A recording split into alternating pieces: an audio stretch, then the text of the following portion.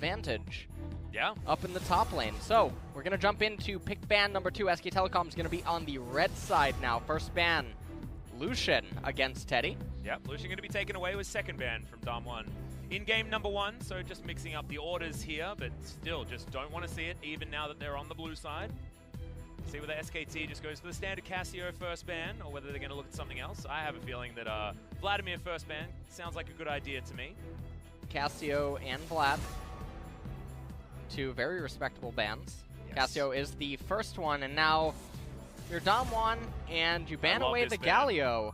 And this is interesting because it could mean that they just try to go for a first pick Akali, although Faker has shown that he's willing to play Lissandra, which is one of the other counters that some people consider against her. Sort of like the best matchup for going into the Akali, I guess, because I think counter is a little bit of a strong word. As SKT thinking about what the next ban is going to be. Aatrox taken off the board. No flexing that one around on the side of Dom1 Gaming. So with Aatrox taken off, that does mean that Urgot is one of the primary top kings right now. Yep. That could certainly be picked. And if it's banned, then Faker has to play a different champion. It's going to be Sion? What's going to happen? His whole champion pool has been evaporated in 2 bans. Oh, man. Definitely just messing around, guys, because Faker can play a lot of different champions, and thank God now he doesn't actually have to play Galio and Urgot. If he just plays Lissandra, I will shed a tear. That will happen. Final ban now available for SKT. What they're going to take off the board? Akali. Going to bite the dust. So a lot of different champions need to be drafted this time, because last game we did have Galio, Akali, and Aatrox, and now we're going to have none of them. And Rakan, a very, very big one here for Dom1 Gaming, and we mentioned it before. They love the Xayah Rakan, and they play it pretty damn well. Yeah, and so now we'll see if SK Telecom actually just want to eat the Xayah to prevent it. That was something that used to happen a lot in the past, but I don't think that it's something that SKT might consider themselves needing to do, as they're hovering the Ezreal. Yeah, and they could just do Ezreal Tahm Kench if they wanted to here, get Teddy and Marta a very comfortable lane.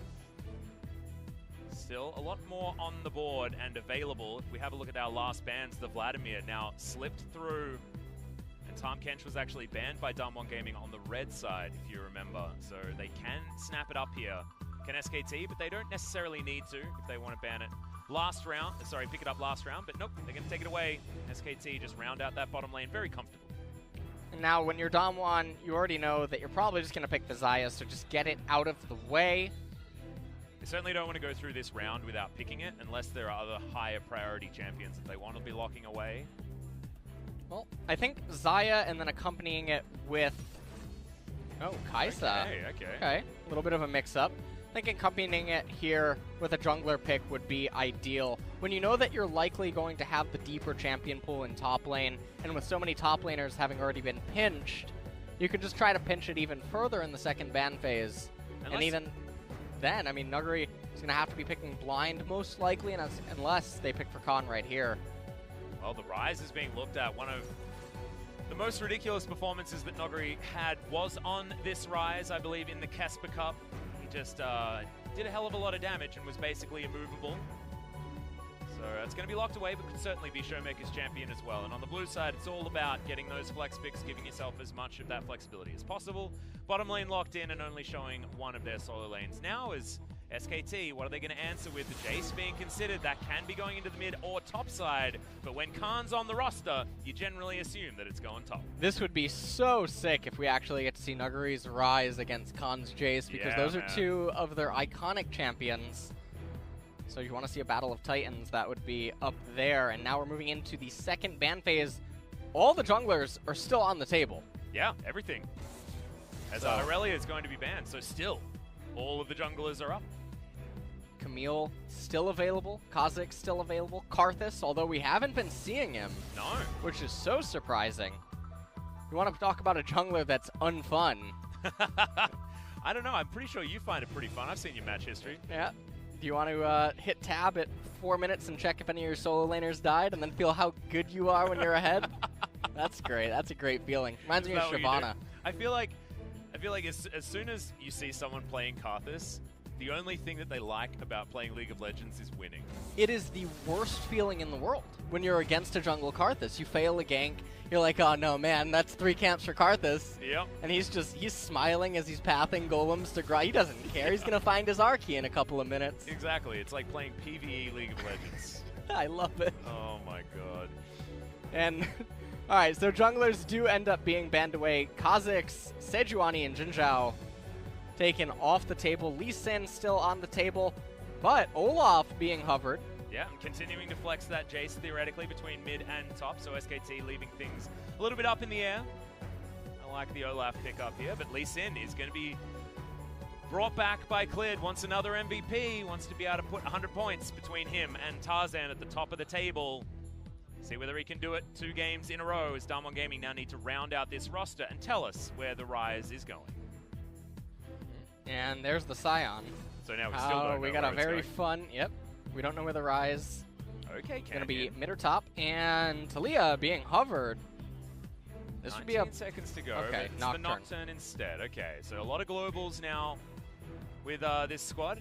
Theoretically, you can have everyone just rushing in on top of whoever gets caught out, because you got a big steam train Whoa. with the Scion. But we were talking about this before. We recently saw, of course, Bjergsen picking this one up in the mid lane for TSM, but no, going to be moved away from as now Corky. Faker just going through that champion pool, figuring out what he wants to play, and Corky going to be locked in.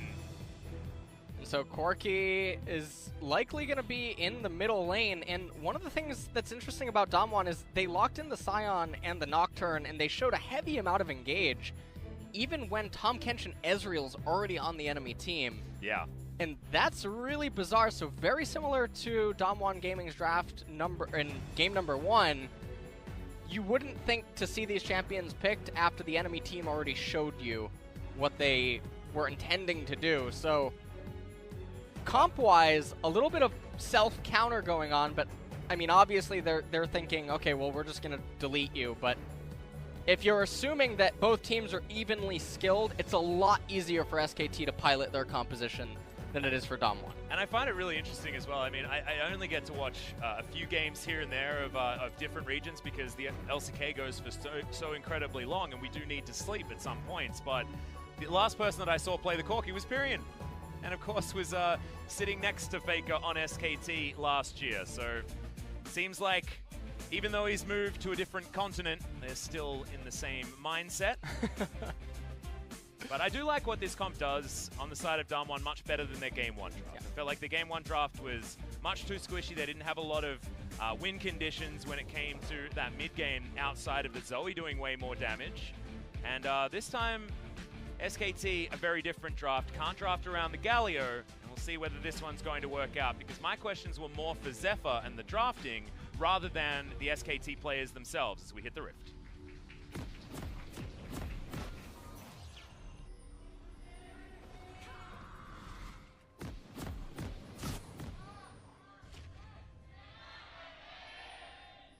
Alright, SKT fans going second this time around, so at least we're coming in with some more yelling, as Noguri has the right Scion skin. Lumberjack Scion definitely the right Scion skin.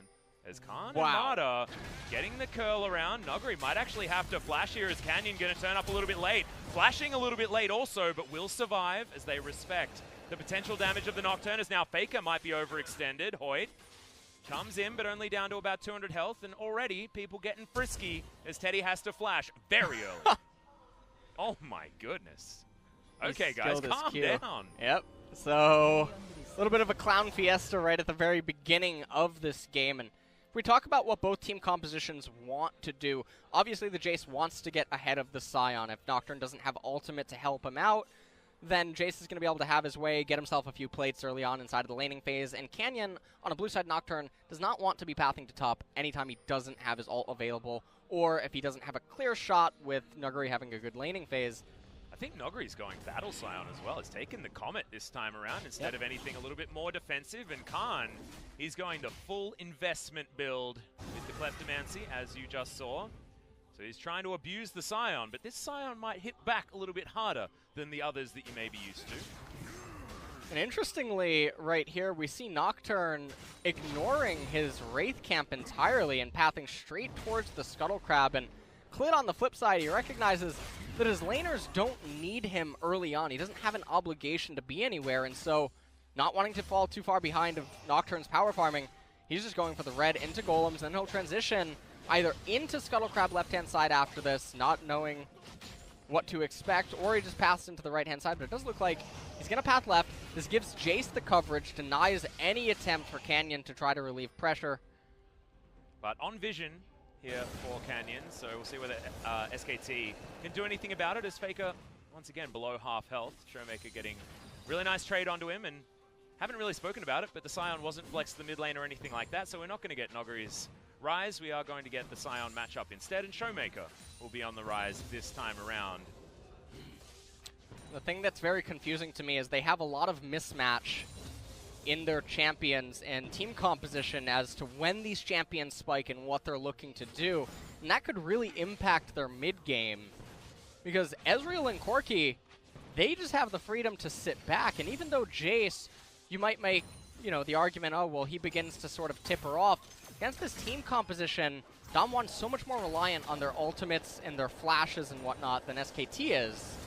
And with the first Infernal of the game being, or the first Dragon of the game being an Infernal, means a lot more for SKT than it does for Damwon. Yeah, and one thing that I really love talking about, always have, is power spikes, right? And that's why Corki is one of my favorite champions, because he gets a power spike whenever he completes an item. Trinity Force will be coming in first, and then we'll see where he's going to go with the build. Certainly a lot of different options for Corki, but it does work very well with an Ezreal, because Ezreal does similar things. Of course, you get to those two items, and generally, you've got your Corki feeling in a pretty good spot at that point as well as Khan. Gonna jump on forward, but that charge up on the Q really fighting back for Nogari. Not a lot of mana here on Khan, and actually wins the trade, does the Scion. And Khan trying to crash this wave into the turret, and as you pointed out, he is running a little bit low on mana, but he does still have a Biscuit and the Corrupting Potion. Yep. And he's winning quite handily in CS. He's already up 7 in only 4 minutes. Always is going to be a difficult lane for the Scion, but feels like it is going very, very well for Khan, despite losing out on some of those trades. Bottom side of the map, Teddy managed to get himself a red pot, I believe, that just timed out. Still just trying to stack up his Kleptomancy as well. So SKT just going to naturally have some pretty big leads, as Teddy somehow had enough mana to get out with the Arcane Shift. You can tell that Hoyt probably going in for that Grand Entrance thinking that maybe that button was blue. So now this is one of the unfortunate things that, due to the openings by both junglers, Lee Sin is on the top left-hand side of the map at the exact time that Nocturne's rubber band camps are respawning inside of the Grump and the Wolves. And so Nogari is not going to be able to experience any aid, and with Khan recalling, what this means is that the wave bounces back into Khan, and Canyon's not able to stick around for that, which means that Scion can find himself in an awkward spot. And it looks really comfortable here for Khan as well. He's going to teleport back to the lane. I was wondering whether he was going to do that or just walk back, because like you say, the wave in a decent position, but he wants to keep up as much pressure as he possibly can. 10 CS is the advantage. Glacial Shroud picked up by Nogari, just trying to get himself as close to relevancy as possible.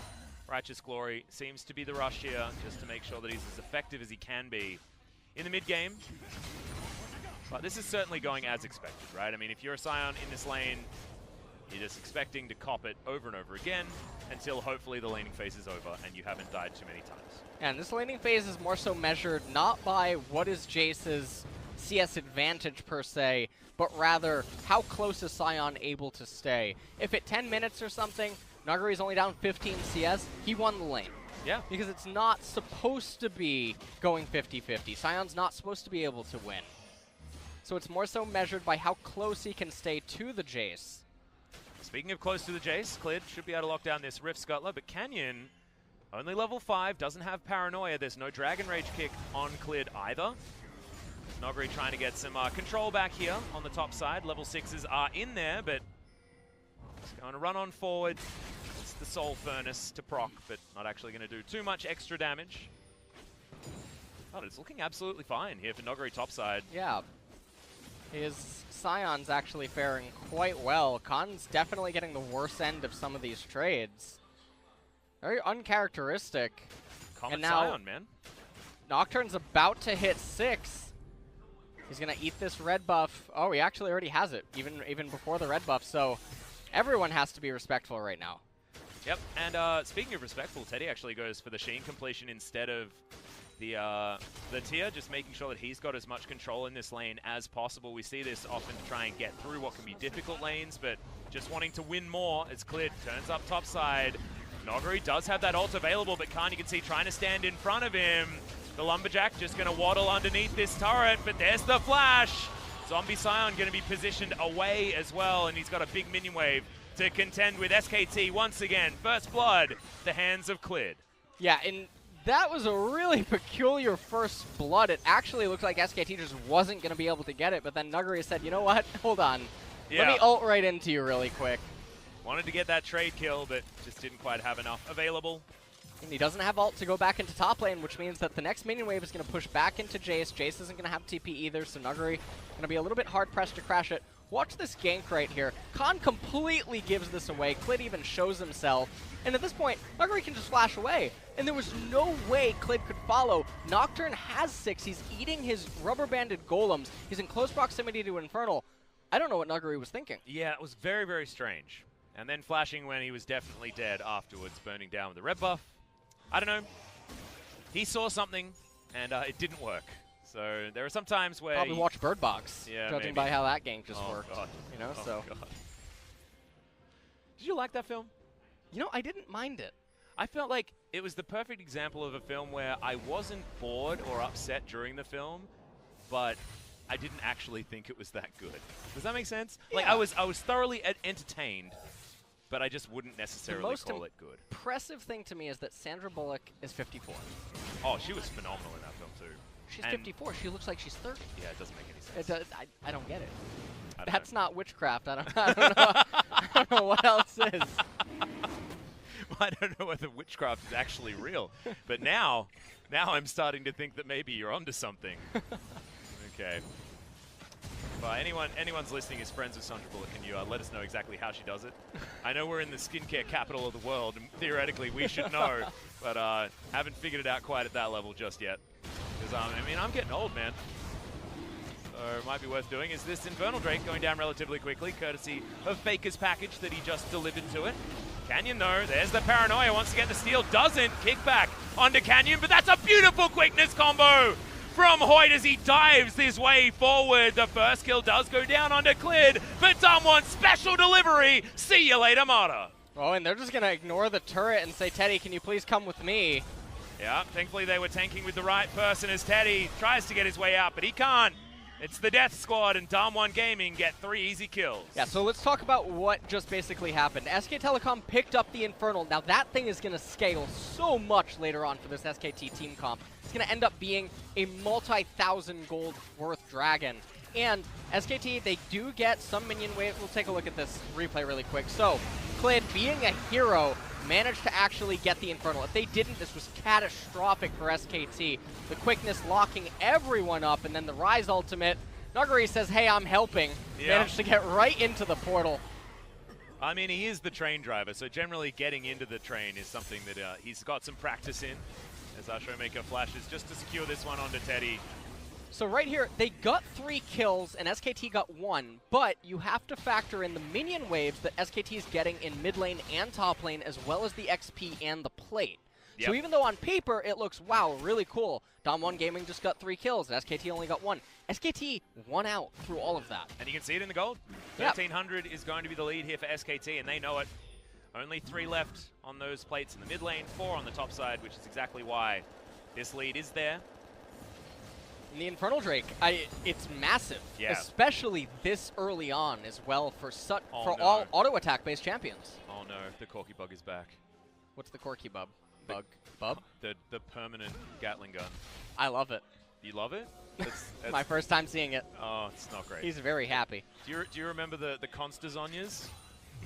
No. It's like that, but worse. As here we've got a fight on the bottom side of the map point once again. The quickness perfectly positioned as Mato's trying to get the Devour in the right spot as Teddy just throws his ultimate in the wrong direction. Trying to farm. He should be able to get out of here, but nope. Nuclear just going to get it. Double kill comes through for the Kai'Sa, and this has gone from bad to worse about as quickly as you can possibly go. And the quickness able to make that go very quickly. And right now, they're going to be able to actually get first turret in all the plates on bottom. SK Telecom, they're going to be able to respond with the Rift Herald and Khan as well. I mean, still 2 minutes remaining. Definitely on the plates. Khan's going to be able to get himself a lot, and now they're going to summon Rift Herald in mid lane, so fireworks are happening all over the map. Yeah, and they've also made sure that they're going to get this tower on the bottom side as well, as Teddy teleported up there, so Shelly gets in through, and look at all of these turret plates. It was actually SKT that managed to get our most perfect game that we have seen so far, which is all of the turret plates and not losing any yourself. So they are very, very good at smacking down these turrets. This time, though, they do have to sacrifice bottom side, and they're losing out on these trades. The engagements are where Damwon Gaming really are excelling. So this game, as a layman, like you say, you look at it and you think, Damwon, oh, they must be winning. 5 kills to 1.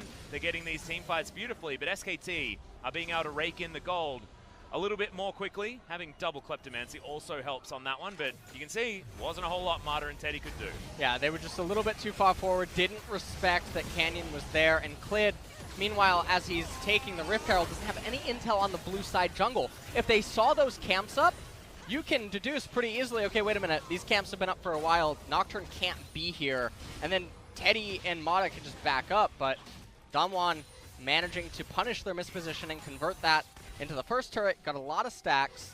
They're keeping themselves in this game. They are. Still, all of the plates remain on the top side, but we've only got 30 seconds to go, so Damwon going to miss out on that gold. You can see Faker making his way up there, very close to picking up his Trinity Force. Only needs to complete the Stinger and then get that 3-3-3 in order to complete that recipe. And that will be spike number 1 for the Corki with the Sork Boots and the Trinity Force. See whether that means that we will see SKT actually starting a fight that they can win, because we haven't seen that so far here today. It's been Damwon Gaming grouping up as 5, throwing themselves at SKT, and SKT not really having an answer just yet. Right now the game might get a little bit explosive in 30 seconds. The Mountain Drake needs to be super high priority for both teams. If SK Telecom can get a Mountain, then Baron threats are a very, very real thing with this team composition. And then the poke that it's able to dish out in Baron sieges with that Corki, the Ezreal, and the Jace is just insane. As far as DPS, this composition is almost the best you can possibly put together, minus, say, something like a Cassiopeia. Because Corki, DPS-wise, pretty huge. And Khan, no slouch either on the Jace. So yeah, you're exactly right. The Baron is going to be a huge threat. But it looks like we'll have Canyon just soloing down the Mountain Drake. It's being pinged here as Khan's trying to make his way in, but I have a feeling that this Drake should be going down, at least in actually taking some time on the top side. Khan going to turn up. Showmaker is here, but Faker is a very long way away. As Clid wants to get... Oh, the kick was perfectly placed, and Faker should be delivered this kill. Very easily picks that one up with that Trinity Force that's complete. The flash over, but the pre-flash comes in, and Hoyt guarantees that kill. Another one going over to Canyon as Khan steps a little bit too far forward. So trades happen across the map again, this time with Damwon Gaming making out with the advantage. They got themselves the Mountain Drake. They killed Khan as well. He made a donation. And now Tier 2 turret going to be going over to Damwon Gaming as well, as SKT look to respond with a capture of the mid-Tier 1. Yeah, and then after this, there's no objectives on the map to fight over. So Damwon Gaming, they still have to wait on their items on some of their champions. You can see Sion waiting to complete his Tier 1 item. He just got it. Frozen Heart, Kindle Gem picked up. Rai still waiting on his Seraph's Embrace. We might just see the game start to slow down now. Yeah, and it's interesting that the Frozen Heart was gone for us. We're going to just watch Clid get that kick. The flash was so close to working, trying to get back into that Realm Warp, but it doesn't happen. SKT invests 4 members up there, though, which is why this happens. Khan's just trying to get out, but when there's a Paranoia and there's a Quickness, you ain't going to be doing nothing there. As Battle Dance Grand Entrance with the Quickness running means that Khan cannot get out. Khan now returning down into bottom lane. No clue why he's immediately shoving the wave, but I guess he's trying to get Klepto procs. Also just trying to bash this Sion as much as possible. Once again, going for highest damage in the game. As Canyon was down here, but doesn't have the Paranoia up just yet. Still got to wait a few seconds on that one, so Khan is going to be spared. For now, SKT with the Ezreal in the mid lane, the very, very standard stuff. And the 1-3-1 has been enacted. Faker, no teleport here on this Corki as he had to go for the cleanse, but he's still going to be able to shove this wave further forward. And Clid doesn't actually spot out that ward. So standing on top of vision, unfortunately. So Showmaker going to know exactly what's going on. Now understands that he cannot move forward, but still going to be in the wrong position. The mini stun of the kick into the wall, and there was no excuse for that one. Showmaker, you had all the information. Yeah, let's just get a zoom in on that, please. one more time. Let's get a zoom in. how would you define that particular play from Showmaker, LS? How would you define it? I don't think that can be defined. You know, defined are for things that... Interesting, new, and odd decision to make. Unorthodox. I can think of some... yeah, there's some inappropriate some synonyms words for that. Some synonyms. Yep. Yep. That was an odd one, but hopefully just a brain fade that Showmaker can make up for. It is in his name, after all. Lots of vision, though, now going down for SKT. They're in all of the control. 2,000 gold is now the lead. It felt like the beginning of the game, Damwon were able to find themselves some really nice fights, but just hasn't been enough to get themselves any kind of relevant lead or advantage. As Faker is now looking for what could be a rapid-fire cannon, as item number 2 was always what Corkies were picking up. Haven't really gone back and checked out what all the Corkies are building nowadays. I personally like Essence Reaver on Corki. I think it's really, really good. Being able to press buttons more often. Well, that does sound actually interesting. I haven't seen Corki in a very long time, so I'm actually not too familiar either. Coach, by the way. Yeah, so by the way. Just throwing that out there. BBQ probably not going to be playing. Corki. Maybe they should have been playing Corki because, as you can see, Faker pretty good at dishing out a lot of hurt, and that's not even 2 items yet. Well, Infernal Drake coming up in a minute. And if Nuclear doesn't recall right now, if he sticks around for another wave, he could end up being out of position. Speaking of out of position, Nuguri. Yeah, Nuguri might just be dead here. Does need to set up the train, but thankfully Valkyrie's going to be there to block it. That means the flash, and the Scion has to get out. Outer turret still up, meaning that he is going to be safe for the moment, but has to invest the Summoner Spell and the ultimate. That Scion not going to be anywhere near as useful as he otherwise could have been in an upcoming fight. And Dragon coming up in 45 seconds as Showmaker. Here towards the top side of the map is Khan taking a lot of damage here actually, and Showmaker tries to set up the Realm Warp, gets devoured, so that's not going to work, but does go 1-for-1 before the rest of SKT can arrive. And both of these players have teleport, and Infernal coming up in 28 seconds. That needs to be the main focus. That was fantastic by Showmaker.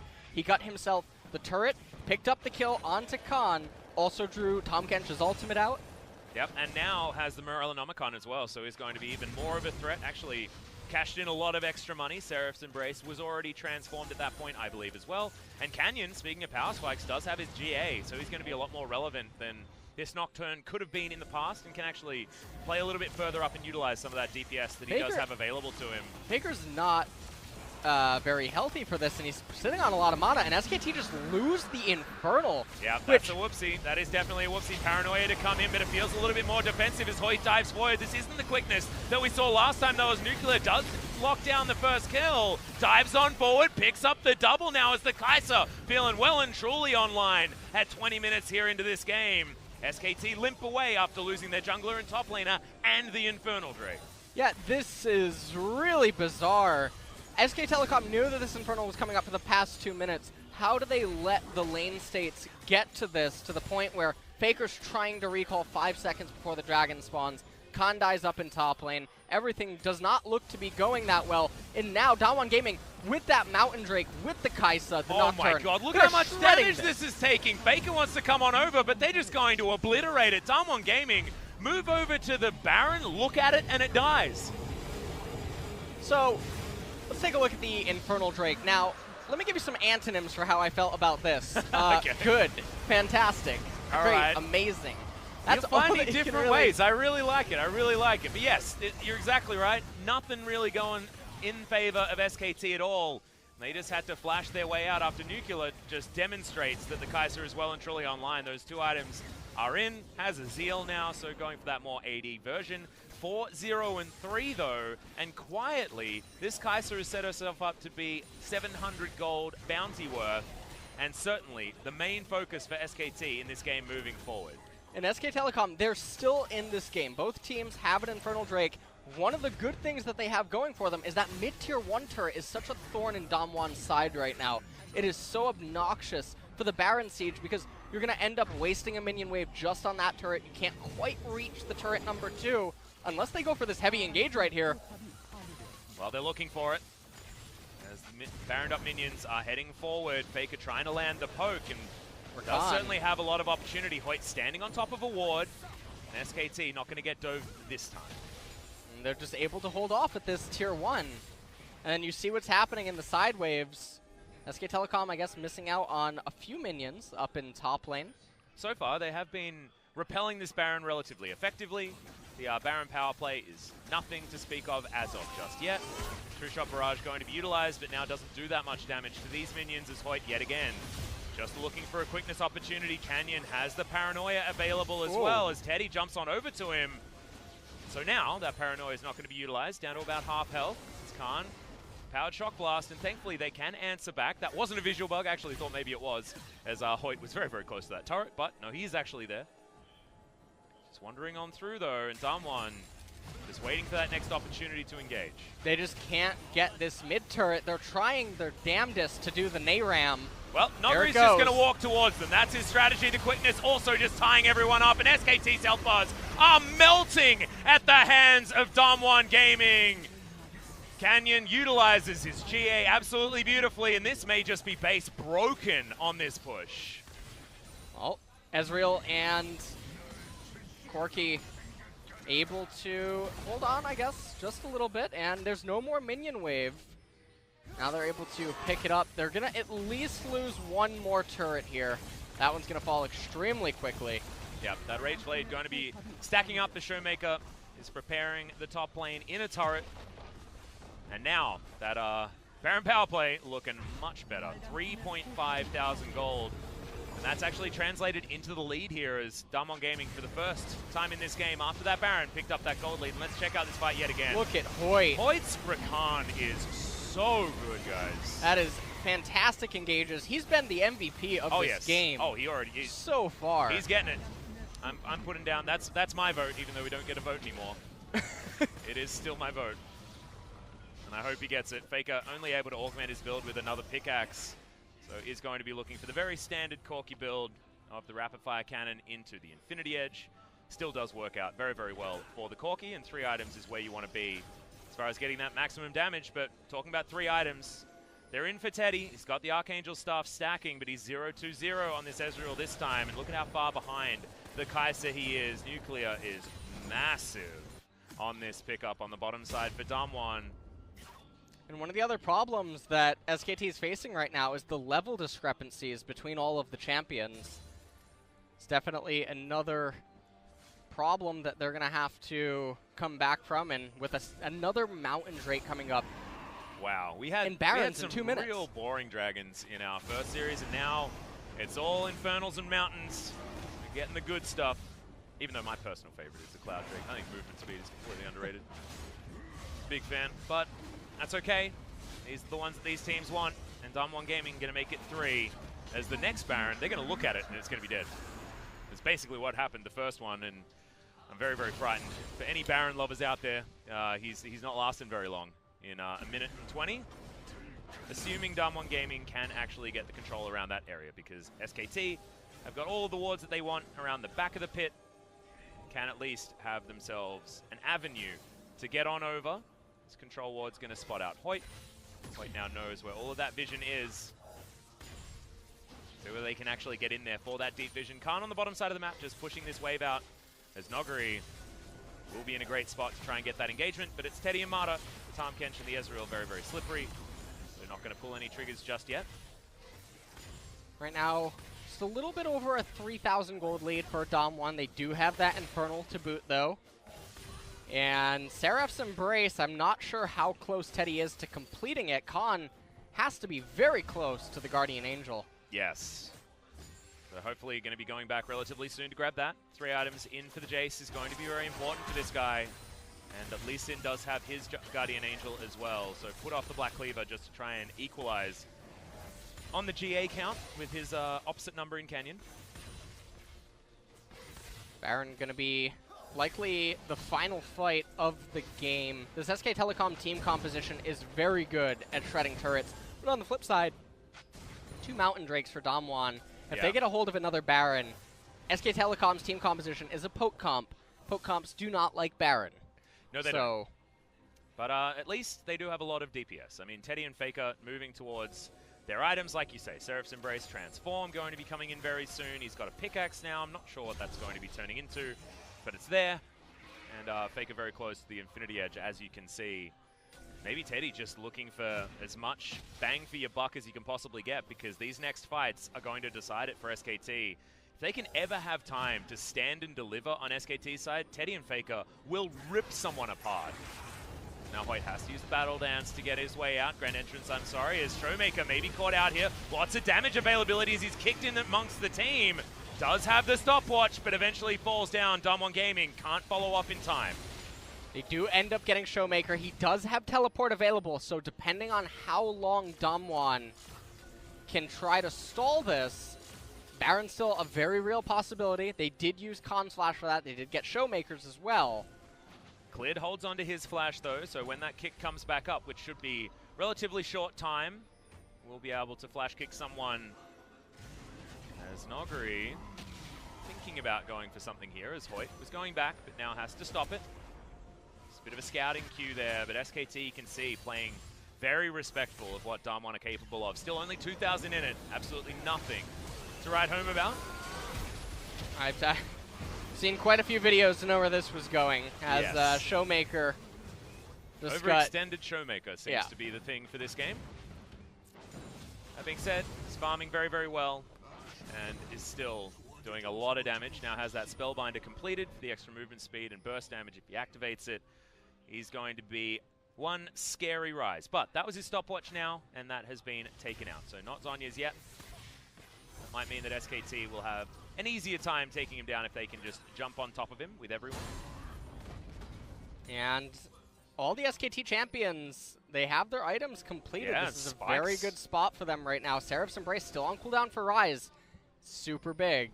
Yeah, and it's now available for Teddy, like you were talking about. Infinity Edge done. So those item spikes that you're talking about, certainly a huge deal. Khan, even with the Last Whisper, as well as that GA that he was just about to complete the purchase of.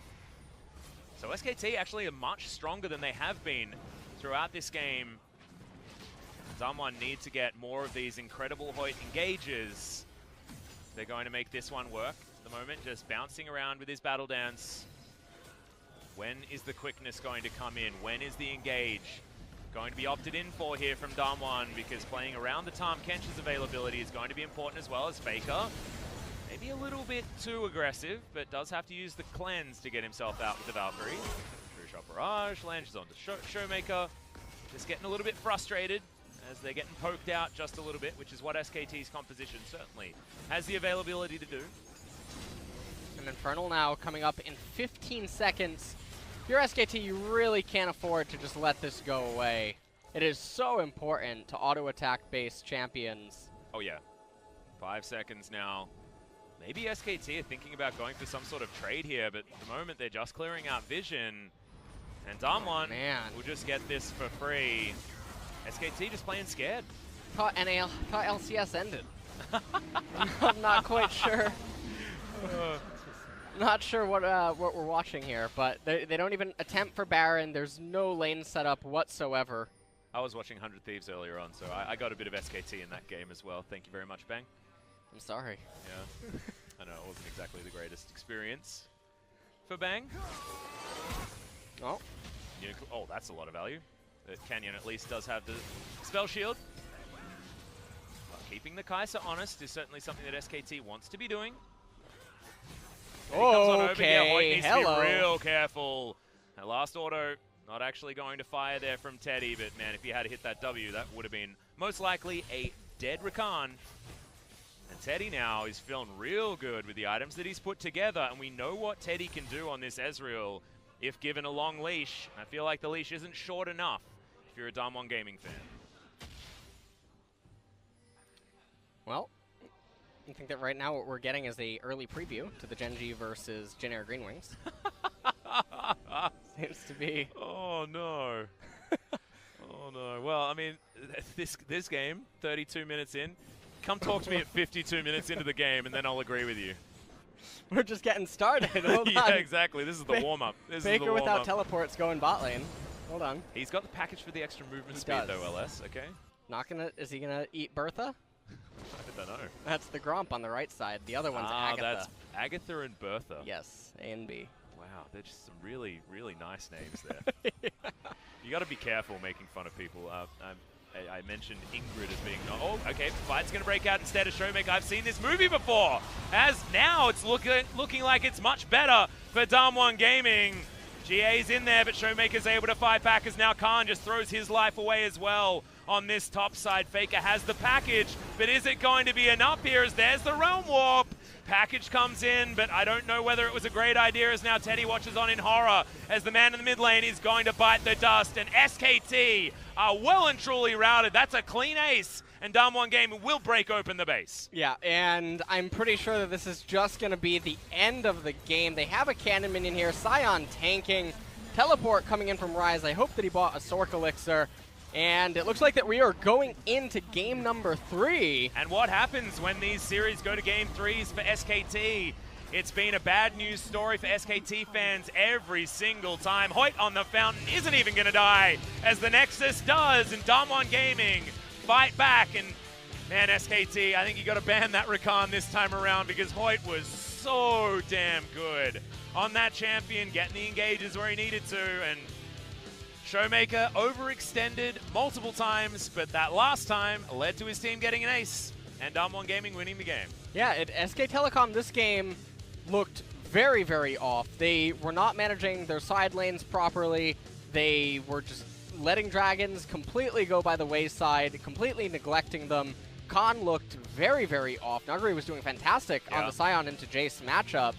And even though SK Telecom were getting themselves into nice spots and they got very good trades early on, it just didn't seem to matter. It was, no.